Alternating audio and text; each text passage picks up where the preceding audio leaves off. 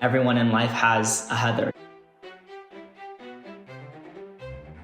Who is Heather, and why do we love to hate her through the ages? Heather was once synonymous with the archetypal popular mean girl, thanks to the 1989 black comedy about a group of deliciously wicked Heathers. Killing Heather'd be like offing the Wicked Witch of the West. Now, the Heather is back in a big way thanks to the convergence of two TikTok trends. One, a series of lovelorn videos set to Conan Gray's song Heather. The other, a lip sync to a scene from the Heathers musical. Shut up, Heather! Sorry, Heather! But these two help us define what the Heather is. She's the popular girl. Popularity is key to the Heather. Everybody loves me, and I intend to keep it that way. She's not seen as a person, but part of a group or a social strata, one that feels impossible to reach, and maybe one that we place on too high a pedestal. She's beautiful and coveted, outrageously so. One time she met John Stamos on a plane, and he told her she was pretty. There's something angelic and otherworldly about her appearance that makes everyone, men and women, fawn. But inside, she's mean. As a group, the Heathers are an exclusive clique who look down on everybody else and wield their popularity like a weapon. They all want me as a friend or a I'm worshipped Westerberg, and I'm only a junior. Partly, this meanness is tactical, but its intensity seems to come from the fact that she's unhappy. Harry never really wants to talk to me either.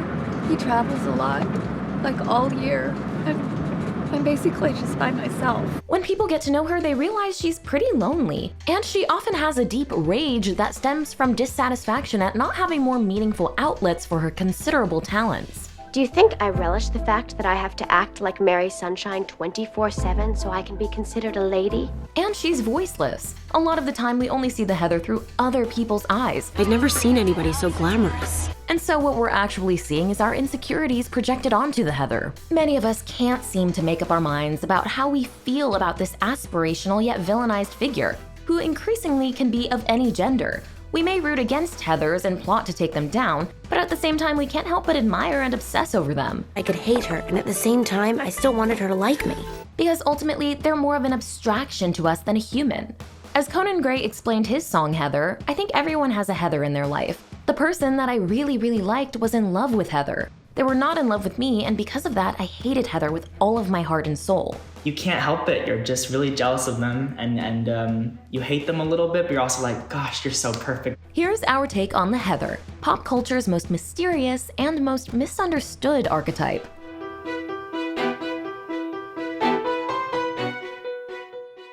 This is The Take on your favorite movie, shows, and pop culture.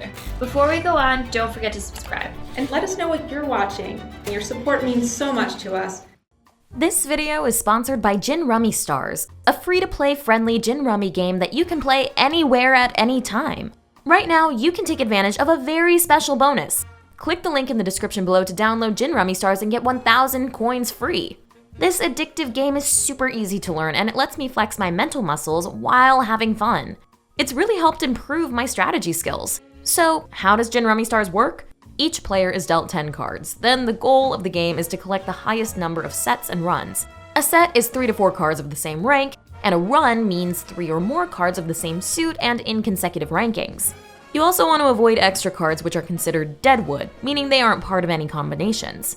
In a nutshell, you're trying to achieve more points than your opponent.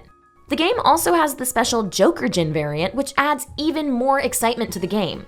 Playing Gin Rummy Stars is my way of unwinding at home after a long day, and I also love to play it when I'm commuting and need a distraction. It's perfect because I can always open the game and play around, no matter where I am or what time it is. If you love classic card games and want the convenience of playing on the go, this is the game for you too. My favorite thing about this game is that you get to play live against other players around the world, and there are great daily bonuses. Plus, you get to customize your own fun avatar. Want to join me at the Gin Rummy table and discover your new favorite game? Click the link in the description below to download Gin Rummy Stars for free and receive an amazing bonus of 1,000 free coins.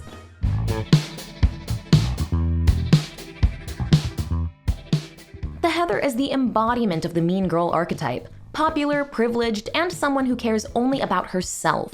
But why do we equate popularity with meanness? Surely, if someone is popular, we might assume they're extremely nice, personable, and beloved? Heathers, the dark comedy from which the trope takes its name, is actually at the root of a lot of our assumptions about the popular mean girl. The titular Heathers of the title are an elite clique who rule over their high school, treating everyone else with cruel disdain. I need you to forge a hot and horny but realistically low-key note in Kurt's handwriting, and we'll slip it onto Martha Dumpchuck's lunch tray. It's significant that the film's protagonist is the only member of the reigning in crowd who isn't a Heather. She's called Veronica.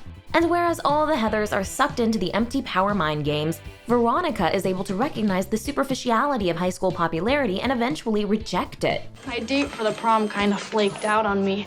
I was wondering if you weren't doing anything that night. Maybe we could rent some new releases. Before the movie's release, the name Heather didn't have any connotation with villainy, but did have a connotation with popularity. In fact, Heather was the US's third most popular girl's name in 1975, having skyrocketed in popularity in 1969 after a successful Disney TV movie called Guns and the Heather, starring a young Kurt Russell. So given that context, the playful idea of 3 popular Heathers in one high school class in the late 80s isn't totally implausible. Yet what makes the film so different and influential is its sardonic, deeply dark tone. Did you have a brain tumor for breakfast? Which is completely unlike what was going on in high school movies of that era. Between 1984 and 1987, John Hughes helped redefine the high school movie with a series of films that tried to get inside the teenage experience, to treat teen characters and their concerns with more depth and weight. When you grow up, your heart dies. But Heather's black humor takes the teen movie into more horrific and irreverent territory. Writer Daniel Waters initially envisioned it with the idea, what if Stanley Kubrick made a teen movie? And it was inspired less by Pretty in Pink or The Breakfast Club than by the high school of Stephen King's Carrie, where another coterie of popular girls make the troubled protagonist's life hell before getting a violent comeuppance. Heathers uses this DNA to almost critique the John Hughes-style earnest assumption that every high schooler is truly a misunderstood, sensitive individual deep down. After the first Heather dies in the movie, and everyone believes it to be suicide, she's treated almost as a martyr for the rest of the school, and everyone suddenly believes her to be far more interesting and deep than she actually was. Thought she was your usual airhead bitch. Guess I was wrong. We all were. In actual fact, she and the other Heathers are just mean, calculating, shallow, and obsessed with their status and influence. In the film, this pattern repeats as numerous popular kids are murdered, but thought to commit suicide, and the public reimagines them as deep people. Suicide gave Heather depth, Kurt a soul, Ram a brain. Then, when an unpopular girl actually attempts suicide, no one cares, revealing that what people are truly romanticizing isn't so much these individuals as their popularity itself. And the ruthlessness just adds to the popular Heather's mystique. As the film's writer Daniel Waters wrote on the film's 30th anniversary, when men are assholes, they are pretty straightforward and stupid about it. When women are mean to other women, it's completely fascinating. The mean popular girl has become a staple of the high school drama ever since. Libby Chesler in Sabrina the Teenage Witch, Sharpay Evans in High School Musical, and Christy from Romy and Michelle's High School Reunion all cleave to that trope. Christy Masters stuck magnets on your back. What? She stuck magnets. Michelle, you do have magnets on your back. And what defines them is a sense of inauthenticity. In Recess, the Ashleys are essentially the Heathers transposed to an elementary school environment, but wield the same influence over the school and use their elite status to project a public image at odds with who they really are. If it isn't the Can Drive King himself, what are you doing, King? Getting advice on how to lose from your non-collecting subjects? He's working his butt off, unlike you weasels who just get your moms and dads to buy the cans for you. Similarly, in Mean Girls, the naming of the popular crowd as the Plastics conveys the idea that they are somehow fake. While much of Regina George's mystique is based on over-the-top legends that make her seem larger than life. I hear her hair's insured for $10,000. I hear she does car commercials in Japan. In Election, we see how this inauthenticity of popularity can be leveraged for more concrete influence as teens graduate into the adult world. Hyper-overachiever Tracy Flick uses her popularity and resulting student body president title to translate into eventual political power. On top of a very successful student council year, I was in the top 7th percentile of my graduating class. Opposed? And I got into Georgetown like I wanted, with scholarships. That inauthenticity is at the root of our fascination with the cruel Heather. If they project one version of themselves to the world in order to rise up in the ranks of society, who are they underneath that?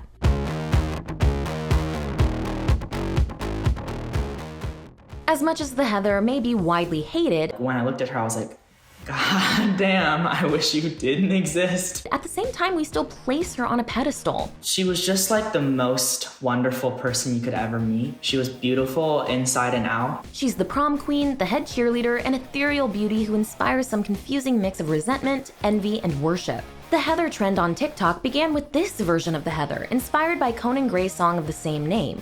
In the song, Conan's love interest has been stolen away by this mysterious Heather, but he's still conflicted on how he feels about her. She's such an angel, kinda wish she were dead. While the song is obviously very personal to Conan's experience, it's also deliberately ambiguous, which has contributed to so many people being able to apply the song's story to their own lives and identify their own particular Heather. For one thing, despite Gray refusing to comment on any speculation that he may be queer himself, the song feels queer-coded. Since it's a guy singing about an unnamed partner who chose a girl over him, one of the couplings in this triangle would have to be same-sex. If the person in the song is a guy who chose Heather, part of Heather's desirability could be rooted in traditional gender norms. And either way, the song is evoking a deeper sadness of loving someone who doesn't have the same orientation as you. So today, the Heather is desirable, so much so that they're potentially desired by both sexes. With that in mind, perhaps the most notable musical antecedent to Conan Gray's Heather is Dolly Parton's Jolene. I said, "You are the prettiest thing I've ever seen." And I said, "What is your name?" And she said, "Jolene." Structurally, the song is almost identical, with Dolly's character rhapsodizing about and pleading with this woman not to take her man, but it has also become something of an unlikely queer anthem in recent years. People have read deeper into Dolly's idealization of Jolene and rewritten or remixed it to make that reading more explicit. I can easily understand why you would settle for a man. In both songs, the singer places the Heather on a pedestal, and she becomes this perfect version of femininity. But she's also a projection of the narrator's insecurities and everything they want or want to be. The Heather's desirability is because she represents everything the narrator is not. And we see this on TikTok when people describe past versions of themselves as Heather. This dynamic plays out between the more meek, virginal Anita and popular, sexy Jennifer in Jennifer's Body, with Anita diminishing her own self-worth as she idolizes Jennifer, to an extent that is almost read as queer by other members of the school. People found it hard to believe that a babe like Jennifer would associate with a dork like me. We're totally lesbian gay. Jennifer becomes the villain of this film, and in that regard follows the same mean girl Heather tradition. What is wrong with you? What's wrong with you? Besides the obvious surface flaws. But crucially, her villainy is given to her by men, the rock band who perform a human sacrifice on her, and in doing so, turn her into a succubus. Her personality is literally stripped away from her and replaced with something else, showing the negative side to being placed on this pedestal. You're vulnerable, and people might not treat you with respect or see you for who you truly are. This gets at something important about the Heather. She's not inherently villainous or mean. A lot of what we assume about her personality says more about us, the people projecting onto her.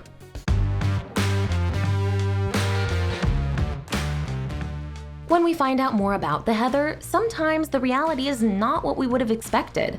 I'm the Marsha Brady of the Upper East Side, and sometimes I want to kill myself. In the high school reunion episode of 30 Rock, we're led to believe that Liz Lemon's old high school bullies were the Heathers of their day. But when confronting them as an adult, she realizes that she was the bully, and they all lived in fear of her. I tried to befriend you, just so you'd leave me alone. Hey Liz, how's the telescope? I don't know, Kelsey. How's your mom's pill addiction? Liz had fallen into the trap of the Heather and seeing the popular girls as mean and cliquey just because they were popular, without finding out who they actually were. I was a nobody. You were homecoming queen. I have had years of therapy. In the 90s high school horror, The Faculty, the characters are introduced as representing these well-worn stock high school archetypes: the jock, the nerd, the goth, and in the case of Delilah, the Heather. Okay, now listen up. We're all wearing the same uniforms. Let's keep the hair the same. Okay, no hairspraying, no teasing, just elegant.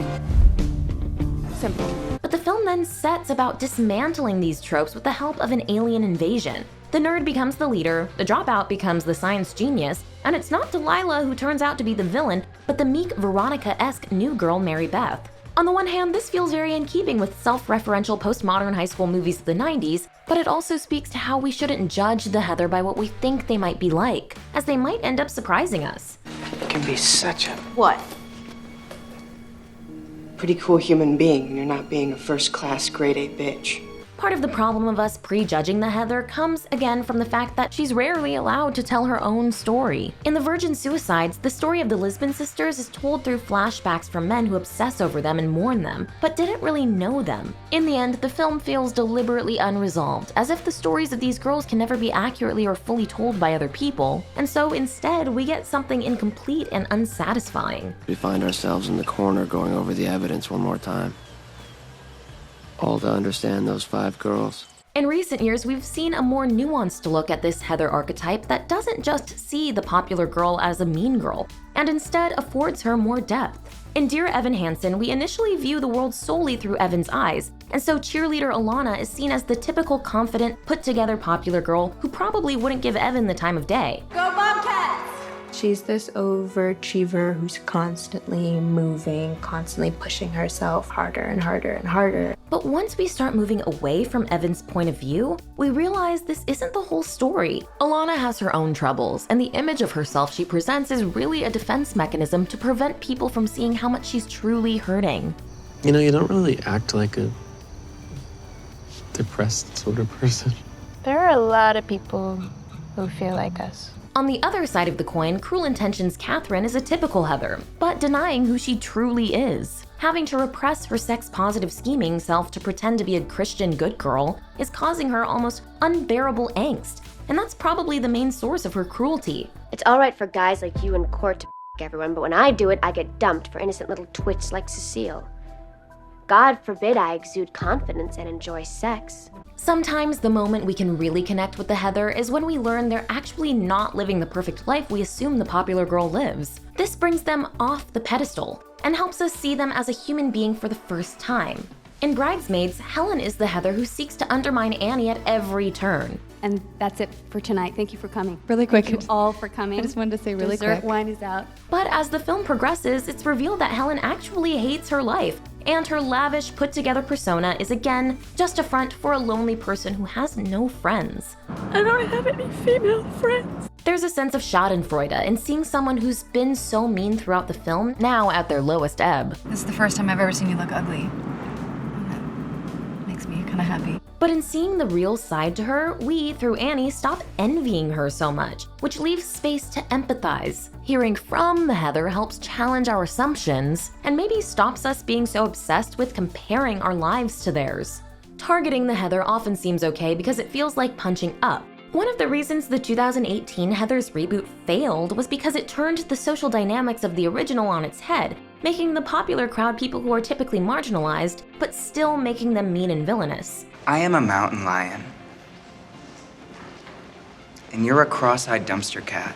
In other words, the reboot misread the room and ended up punching down, sending a confusing message about people of color and queer people bullying straight white kids. Still, maybe in the process, it did at least reveal just how flimsy concepts of popularity are. Popularity is currency in high school, and a lot of these stories trying to get at what it's like to be popular are trying to understand what it means to have that influence. Does it empower you, change you, give you a power that you're not ready to wield responsibly? Or does it scare you, destroy you inside, remove you from reality? Does it prepare you too soon for a type of adulthood that's going to be equally empty, dark, and unfulfilling? It's just like there are people I work with and our job is being popular and shit. Maybe if we started hearing more from the Heather, we'd finally be able to figure out the answers to these questions. Then again, maybe it's more fun to revel in the mystery of her. Regina's like the Barbie doll I never had. If you're new here, be sure to subscribe and hit the bell to be notified about all of our new videos.